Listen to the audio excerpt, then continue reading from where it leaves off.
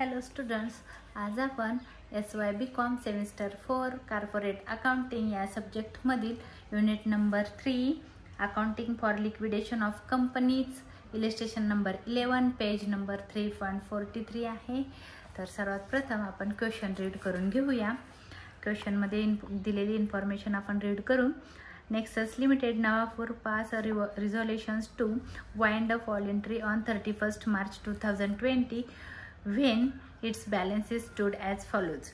आपल्याला एक balance sheet दिलेली आहे आणि त्यांनी आपल्याला इन्फॉर्मेशनमध्ये बघा डेट दिलेली आहे 31st मार्च 2020.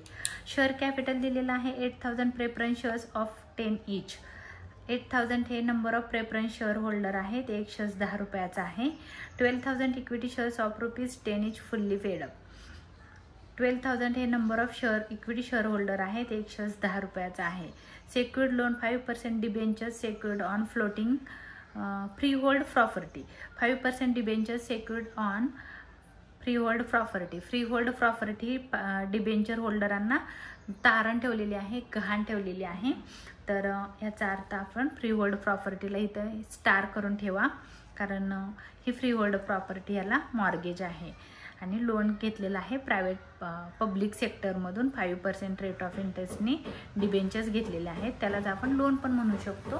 तर 60,000 रुपये आपण काय केलेलं आहे, loan taken from public sector freehold property mortgage केलेली आहे. करंट लायबिलिटीज आहे bank overdraft, trade creditors, preferential creditors. तर हे तीन ही जी लायबिलिटी आहे bank overdraft, trade creditors and preferential creditors ही अनसेक्युर्ड लायबिलिटी आहे, ह्याच्यावर कोणत्याही प्रकारचं तारण ठेवलेलं नाही. त्याच्यानंतर सांगितलेलं आहे contingent liabilities dividend on preference shares was in arrears for 3 years at the rate of 6% per annum. जो प्रेफरन्स शेअर्स आहेत हे वरचे 8000 त्यांना 6% हा रेट ऑफ इंटरेस्ट आहे आणि ॲरियर्स आहे म्हणजे ते आउटस्टँडिंग आहे, डिव्हिडंड द्यायचा राहिलेला आहे 3 वर्षाचा 6% दराने. 80,000 वर 6% रेट ऑफ इंटरेस्टनी आपल्याला 3 वर्षाचा त्यांना डिव्हिडंड द्यायचा आहे. त्याच्यानंतर आहे इकडं आपले ॲसेट फ्री होल्ड प्रॉपर्टी ही मॉर्गेज आहे म्हणून मी याला स्टार केलेला आहे.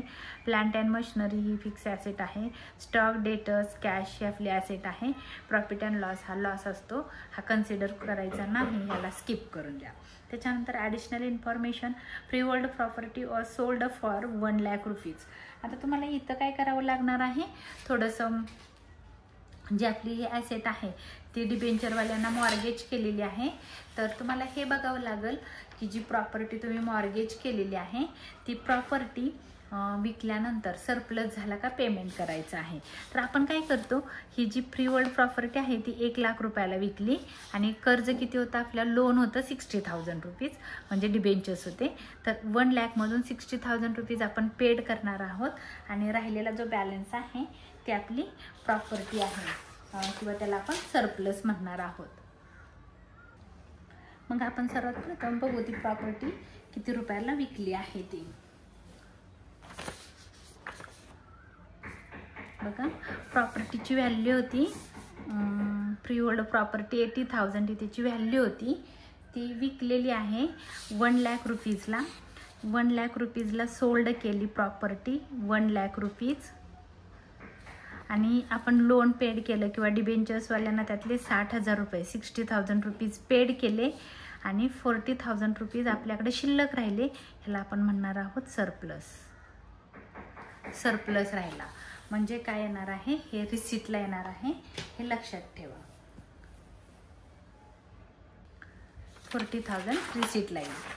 त्याच्यानंतर आहे प्लांट अँड मशिनरी ही ॲसेट रिअलाइजमध्ये येईल, डिबेंचर्स ॲसेट रिअलाइजमध्ये येईल आणि स्टॉक ॲसेट रिअलाइजमध्ये येईल आणि फ्री होल्ड प्रॉपर्टी येईल सिक्युरिटीज फ्रॉम आपल्याला काय झालेलं आहे, प्रॉफिट झालेला आहे म्हणून त्याला आपण म्हणतो सरप्लस फ्रॉम सिक्युरिटीज, त्याच्यामध्ये ही प्रॉपर्टी जाईल. पुढे सांगितलेलं आहे debentures were paid off out of the sales proceeds of freehold property. Freehold property विकून आपण डिबेंचरवाल्यांना पेड केलं असं त्यांनी सांगितलेलं आहे. ॲक्च्युली आपण पेड केलेलंच आहे, कारण इथं सांगितलेलं आहे डिबेंचर होल्डरांना फ्री होल्ड प्रॉपर्टी काय आहे, मॉर्गेज आहे, इथं सेक्युर्ड लिहिलेलं आहे. तर ते डिबेंचर्स आपण पेड झालेले आहेत, नंतर पेमेंट ऑर्डरच्या वेळेस परत पेड करू नका. त्याच्यानंतर सांगितलेलं आहे कॉस्ट ऑफ लिक्विडेशन वॉज 5,000. त्याच्यानंतर आहे and liquidators remuneration was fixed at ₹2535. बघा रेम्युनरेशन द्यायचं आहे, हा फिक्स आहे आणि प्लस लिहिलेला आहे 2% ऑन ऑल ॲसेट्स रिअलाइज्ड. जेवढ्या पण ॲसेट रिअलाइज केलेले आहे त्याच्यावर 2% त्याला रेम्युनरेशन द्यायचं आहे. म्हणजे मग काय होईल, हे 1 लाख प्लस 75,000 प्लस 50,000 प्लस 75,000 त्याची टोटल करायची आहे आणि त्याच्यावर 2% त्याला रेम्युनरेशन द्यायचं आहे, म्हणजेच कमिशन द्यायचं आहे. एक्सेप्ट कॅश लिहिलेला आहे. तो कॅश काय रिअलाइज करतच नाही, कारण कॅश आपण विकू शकत नाही, रिअलाइज करू शकत नाही, म्हणून हे एक्सेप्ट कॅश त्याने आपल्याला सांगितलेलं आहे. And 10% on the amount return to equity share holder. Return करायला जेव्हा आपण इक्विटी शेअर होल्डरांना रिटर्न करणार आहोत पैसे, तेव्हा त्याच्यावर म्हणजे जो लिक्विडेटर आहे तो जेव्हा इक्विटी शेअर होल्डरांना पैसे देईल, त्याच्या जेवढे पैसे देईल त्याच्यावर 10% त्याला काय मिळणार आहे, कमिशन मिळणार आहे. पुढे सांगितलेलं आहे prepare the liquidators final statement of accounts. आणि आपल्याला फायनल स्टेटमेंट ऑफ अकाउंट्स तयार करायचं आहे. आपण क्वेश्चन रीड केलेला आहे आणि इथं ड्रॉ करून घ्यायचं आहे. Liquidators final statement of accounts of the winding up of Nexus limited Navapur in voluntary liquidations liquidated on 31 March 2020. 31 मार्च 2020ला तिचं लिक्विडेशन झालेलं आहे, म्हणजे ती कंपनी बंद झालेली आहे. ह्या साईडला आहे receipt, estimated value, realised value, payment, rupees and rupees. सर्वात प्रथम आपण कॅशपासून सुरुवात करणार आहोत, म्हणून मी इथं लिहिणार आहे कॅश बॅलन्स. तुम्ही म्हणू शकता cash balance in hand to cash balance. Cash balance आहे आपल्याला इथं क्वेश्चनमध्ये तुम्ही पाहू शकता 250 रुपीज. त्याच्यानंतर आपल्याला ॲसेट रिअलाइज करतो आपण, म्हणून इथं लिहिणार आहे to asset realise, assets realise. त्याच्यामध्ये इथं फ्री होल्ड प्रॉपर्टी घेऊ नका, कारण फ्री होल्ड प्रॉपर्टी मॉर्गेज केलेली आहे, म्हणून आपण इथं घेणार आहोत plant and machinery. Plant and machinery. Plant and मशिनरीची इथं बघायची आहे. एस्टिमेटेड व्हॅल्यू आहे 70,000. तुम्ही इथं लिहा एस्टिमेटेड व्हॅल्यू 70,000. रिअलाइज्ड व्हॅल्यू आहे 75,000. त्याच्यानंतर इथं सांगितलेलं आहे डेटर्स.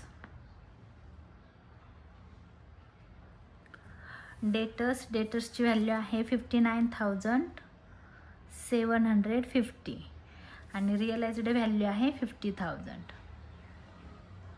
त्याच्यानंतर आहे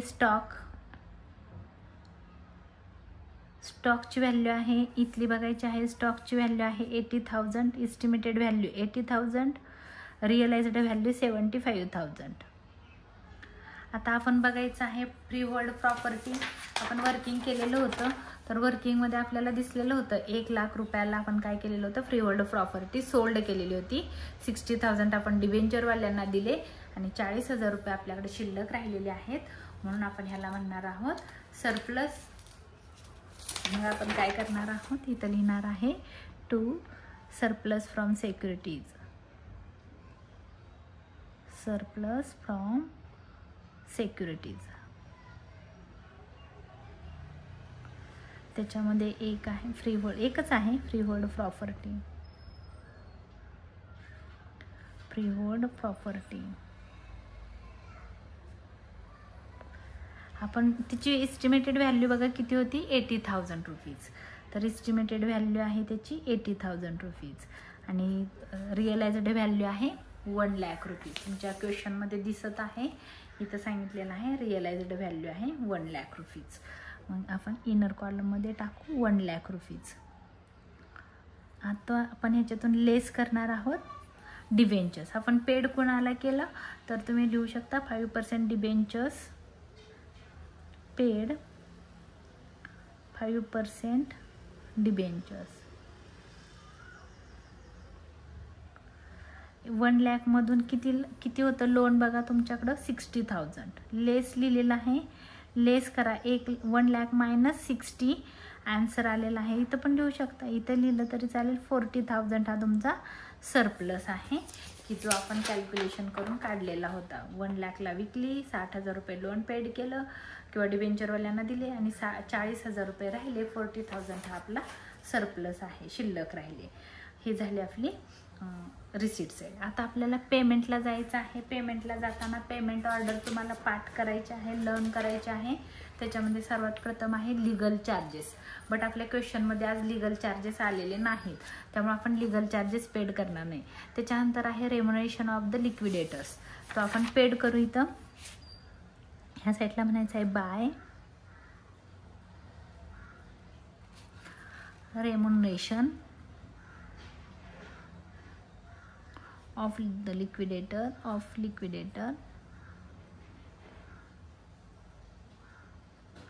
त्याच्यामध्ये एक आहे फिक्स. क्वेश्चनमध्ये आपल्याला सांगितलेलं आहे फिक्स व्हॅल्यू आहे त्याची, इथं सांगितलेलं आहे 2535. आणि दुसरं आहे 2% ऑन ॲसेट रिअलाइज. इथं दिलेलं आहे बघा क्वेश्चनमध्ये 2% ऑन ॲसेट रिअलाइज.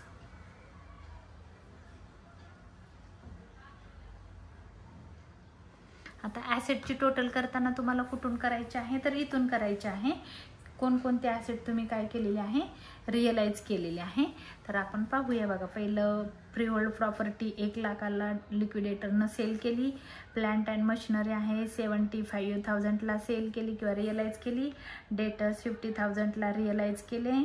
आणि त्याच्यानंतर आहे स्टॉक 75,000ला रिअलाइज झाले, म्हणजे टोटल व्हॅल्यू झाली 3 लाख रुपीजला त्यांना ॲसेट रिअलाइज केल्या. त्याच्यावर त्याला 2% रेम्युनरेशन द्यायचं आहे. इंटू 2% अमाऊंट आली 6,000. तर 6,000 तुम्हाला इथं लिहायचं आहे.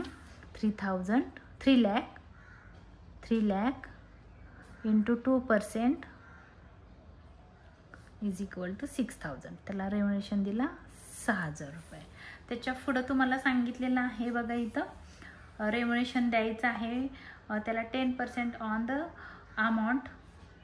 Amount return to equity shareholder. Equity शेअरहोल्डरांना जेव्हा तुम्ही अमाऊंट परत कराल तेव्हा त्याला 10% काय करायचं आहे, रेम्युनरेशन द्यायचं आहे.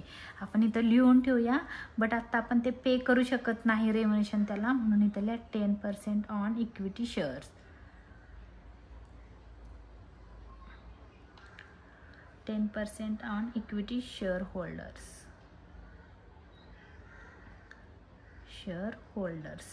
आता 10% काढायचं आहे. आपण इथं 10% असं आपल्याला अमाऊंटवर द्यायचं नाही. ते तुम्हाला प्रोसेस मी दाखवते. आपल्या ह्याच्या अगोदरच्या एका क्वेश्चनमध्ये ते आलेलं होतं, मी तिथं शिकवलेलं आहे. तरी पण ह्या क्वेश्चनमध्ये थोडंसं वेगळं आहे. अमाऊंटला आपण इथं जागा सोडू आणि नेक्स्ट पेमेंट ऑर्डर बघू, कारण आपण अजून इक्विटी शेअरहोल्डरांना आत्ताच देऊ शकत नाही. जेव्हा त्याची पेमेंट ऑर्डर येईल तेव्हा आपल्या लक्षात येईल. जेवढे पैसे शिल्लक असतात सगळ्यात शेवटी आपण इक्विटी शेअरहोल्डरांना देतो, आणि जेवढे पैसे शिल्लक असतात तेवढे शेवटचे पैसे आपण इक्विटी शेअरहोल्डरांना देतो. आणि इक्विटी शेअरहोल्डरांची पेमेंट ऑर्डर सगळ्यात शेवटी आहे. मग ह्यांना जेव्हा आपण पेड करू त्याच्या 10% त्याला कमिशन द्यायचं आहे. तर आपण आत्ता देऊ शकत नाही. त्याच्यानंतर आहे लिक्विडेशन एक्सपेन्सेस. तर इथं सांगितलं आहे बघा कॉस्ट ऑफ लिक्विडेशन. तर कॉस्ट ऑफ लिक्विडेशन म्हणजेच लिक्विडेशन एक्सपेन्सेस आहे. इथं लिहा by cost of liquidation.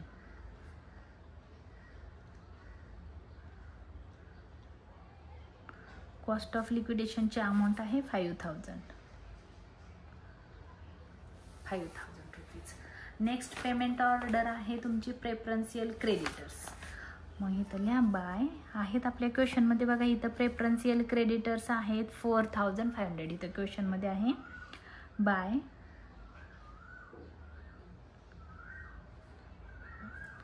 Preferential creditors.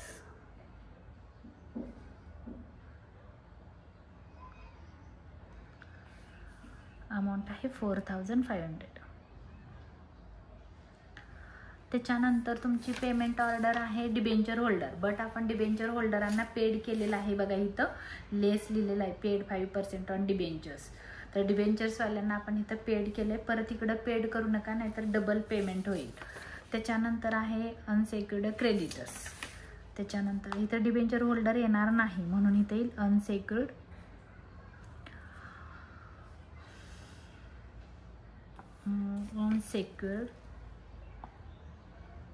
Creditors.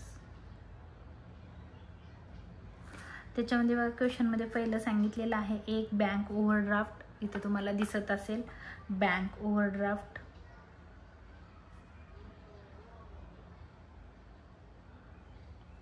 कारण ह्याला कोणत्याही प्रकारचं तारण नाही, त्याला अनसेक्युर्ड म्हणतात, ते आहे 30,000. त्याच्यानंतर आहे ट्रेड क्रेडिटर्स.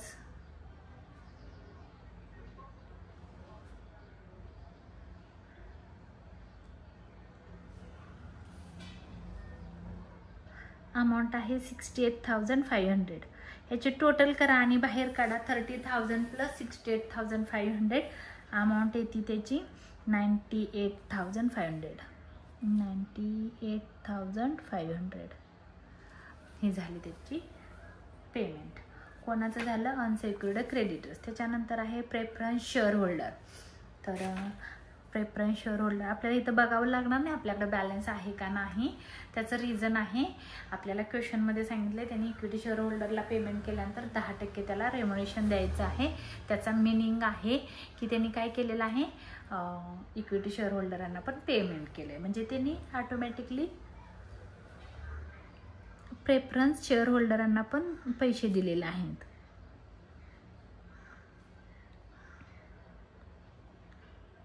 शेअर होल्डर त्याच्यामध्ये एक आहे प्रिन्सिपल. प्रिन्सिपलची अमाऊंट आहे बघा इथं 80,000 रुपीज.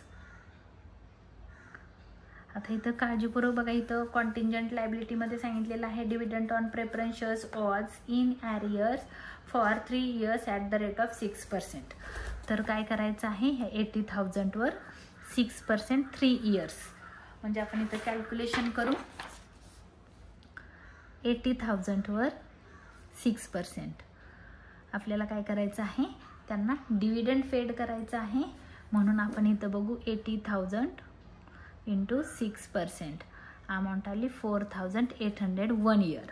एका वर्षाला आले 4,800 रुपये dividend. 4,800 dividend for 1 year. 1 year आपल्याला काय करायचं आहे, हा एका वर्षाचा डिव्हिडंड आहे 4,800 इंटू 3 years. इंटू 3 years बघा किती येतं, इंटू 3 अमाऊंट आली 14,400. हा झाला तुमचा 3 वर्षाचा डिव्हिडंड.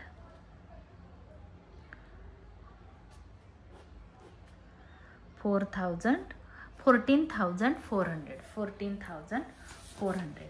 तर आपण इथं पेमेंट करू आपण डिव्हिडंड फॉर 3 years. अमाऊंट आहे 14,400. ह्याची टोटल करून बाहेर काढा तुम्ही. पेमेंट किती केलं बघा, 14,400 प्लस 80,000 94,400. ह्याची टोटल करून आपण बाहेर काढलं. आता आपली नेक्स्ट पेमेंट ऑर्डर आहे इक्विटी शेअर होल्डर. आता इथं बघा प्रेफरन्स शेअर होल्डर झाले, आता सगळ्यात शेवटी इक्विटी शेअर होल्डर. तर इथं आल्यानंतर थोडंसं तुम्हाला काळजीपूर्वक बघायचं आहे. इक्विटी शेअर होल्डर, आता इक्विटी शेअर होल्डरांना काय करायचं आहे, डिफरन्सची अमाऊंट द्यायची आहे. पण त्याच्या अगोदर तुम्हाला हे बघावं लागेल की रिसिप्टची तुमच्या टोटल किती होती. रिसिप्टची टोटल बघू आपण किती होती. 250 प्लस 75,000 प्लस 50,000 प्लस 75,000 हे नंतर आहे 40,000. आपल्याकडं अमाऊंटची टोटल आहे, मी इथं करून ठेवते. रिसिप्टची टोटल आहे 2,40,250. एवढे पैसे आपल्याकडं होते. आपण इथं पण करून ठेवूया थोडंसं. बघा रिसिप्टची टोटल ऑफ रिसिप्ट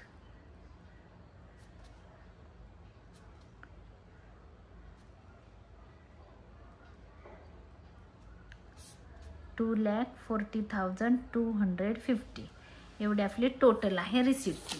आता आपण काय करू, पेमेंटची टोटल करू. पेमेंटला आपण रेम्युनरेशन दिलेलं आहे, त्याची पण आपल्याला टोटल करायची आहे. 2,535 हा हा बघा. नंतर आहे +6000 +5000 +4500.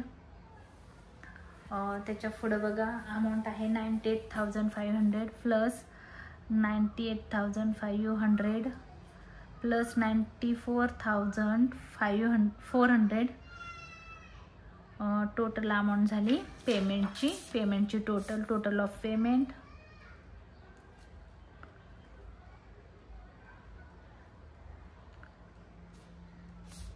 लेस करायचं असतं हे आपल्याला. टोटल 2,10,935. ह्या दोघांचं मायनस केलं.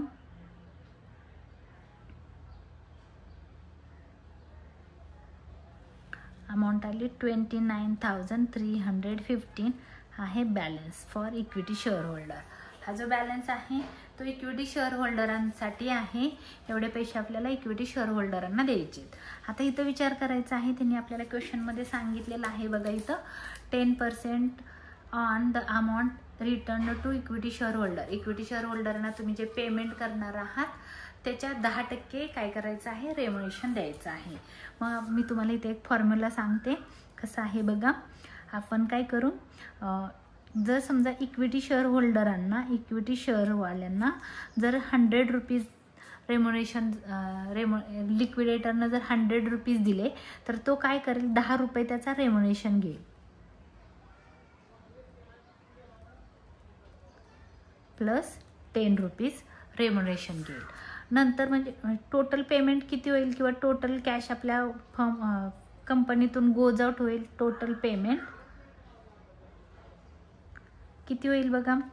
हे 100 रुपये इक्विटी शेअर होल्डरांना देईल आणि 10 रुपये स्वतःला घेईल.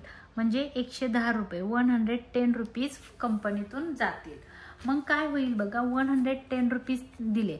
आपल्याकडे बॅलन्स किती आहे 29,315. तर इथं बघा टोटल पेमेंट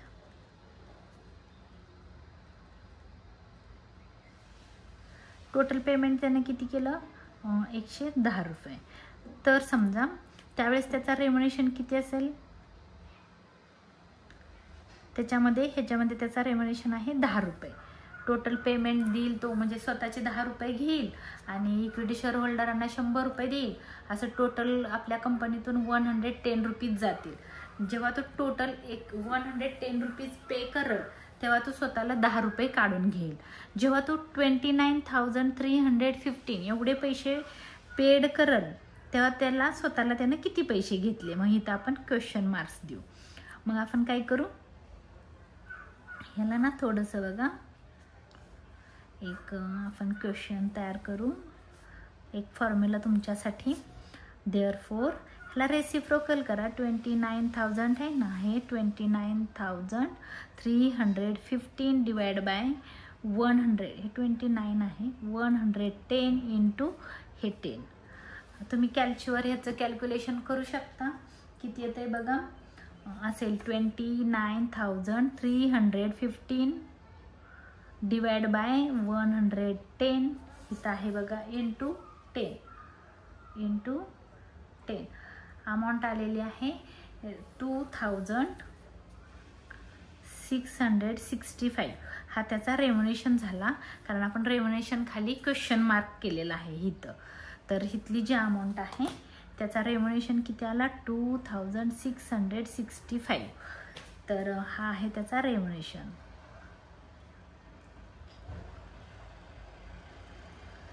रेम्युनरेशन 2,665. तर आपण काय करू, त्याचा रेम्युनरेशन आपण इथं मेन्शन केलेलं आहे बघा. 10% ऑन इक्विटी शेअर होल्डर 2,665. मग टोटल आपण किती पेमेंट केलं त्याला बघूया की आपण टोटल किती दिले त्याला. 2,665 अजून किती दिले प्लस 6,000 प्लस 2,535. टोटल त्याला दिले आपण 11,200. 11,000 मी इथंच लिहिते 11,200 रुपीज आपण इक्विटी ह्याला लिक्विडेटरला रेम्युनरेशन दिला. आता आपल्याला काय करायचं आहे बघा, आपली जी टोटल आहे ही आता आपली पेमेंटला टोटल आलेली होती, मी ते दाखवते तुम्हाला. आपल्याकडे बॅलन्स किती राहिलेला होता, तुम्ही अजून सोपं करून सांगते. ह्या साईडची टोटल करा जेवढा, आणि त्याची ती टोटल ह्याच्यातून मायनस करा. जो डिफरन्स येईल तो इक्विटी शेअर होल्डरांना येईल. किंवा तुम्ही 29,315 मधून 2,665 मायनस करून पण काढू शकता. इझी आहे. कोणती मेथड तुम्हाला सोपी वाटेल त्यांनी करा. 11,200 प्लस 98,500 बॅलन्स द्यायचा आहे आपल्याला, प्लस 94,400 म्हणजे टोटल अमाऊंट आली. इथं दाखवते तुम्हाला. आपली रिसिप्टची टोटल आहे बघा, इथं रिसिप्टची टोटल आहे 2,40,250. इथं दाखवते तुम्हाला. रिसिप्टची टोटल होती 2,40,250 आणि पेमेंटची टोटल आहे पेमेंट 2,04,100. ह्या दोघांचं मायनस करा, किती येते बघा 150 आणि 2 इथनच करते मी. मायनस 2,40,250 36,150. एक मिनिट, किती झालं 2,000. एकदा परत बघू.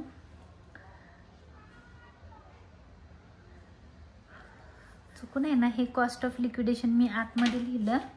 तर कॉस्ट ऑफ लिक्विडेशन होतं हे 5,000 आणि प्रेफरन्शियल क्रेडिटर्स होते 4,500 आणि मग आपल्याला टोटल करायचे आहे. चुकून झालं माझ्याकडून, हे मी आतमध्ये लिहिलं गेलं.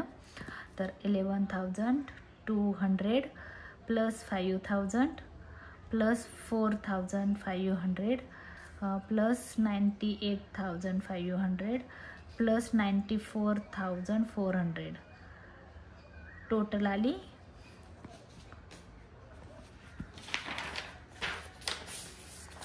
रिसिप्टची टोटल होती 2,40,250. ही रिसिप्टची टोटल होती. पेमेंटची टोटल आहे 2,13,600. ही पेमेंटची टोटल आहे. आपण मायनस करू त्याच्यातून.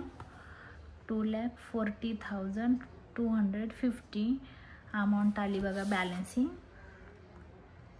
पेमेंट्स 26,650. तर हे आपल्याला कोणाला पे करायचं आहे, इक्विटी शेअर होल्डरांना 26,650 आणि त्याची टोटल इक्वलच होणार आहे 2,40,250.